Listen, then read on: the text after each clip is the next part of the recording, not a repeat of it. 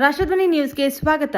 ದಿನಾಂಕ 26/12/2011 ಕೋಡಿಗೇನಹಳ್ಳಿ ಪೊಲೀಸ್ ಠಾಣಾ ಸಿಮಿಸ್ number 82/2011ರಲ್ಲಿ PF number 110/2011ರಲ್ಲಿ ದಿನಾಂಕ 8/12/2013ರಂದು ಕೋಡಿಗೇನಹಳ್ಳಿ ಪೊಲೀಸ್ ಠಾಣಾ ಸಿಮಿಸ್ ನಂಬರ್ 70/2013ರಲ್ಲಿ ಪಿಎಫ್ ನಂಬರ್ 116/2013 ಹಾಗೂ ದಿನಾಂಕ 17/7/2025ರಂದು ಕೋಡಿಗೇನಹಳ್ಳಿ ಪೊಲೀಸ್ ಠಾಣಾ ಸಿಮಿಸ್ ನಂಬರ್ 157/2025ರಲ್ಲಿ ಪಿಎಫ್ ನಂಬರ್ 105/2025ರಲ್ಲಿ ಠಾಣಾ ಆವರಣದಲ್ಲಿ ವಾರಸುದಾರರಿಲ್ಲದೆ ನಿಂತಿರುವ ವಾಹನಗಳನ್ನು ಅಮಾನತುಪಡಿಸಿಕೊಂಡು ವರದಿಯನ್ನು ಘನ ನ್ಯಾಯಾಲಯಕ್ಕೆ ಸಲ್ಲಿಸಿರುತ್ತದೆ.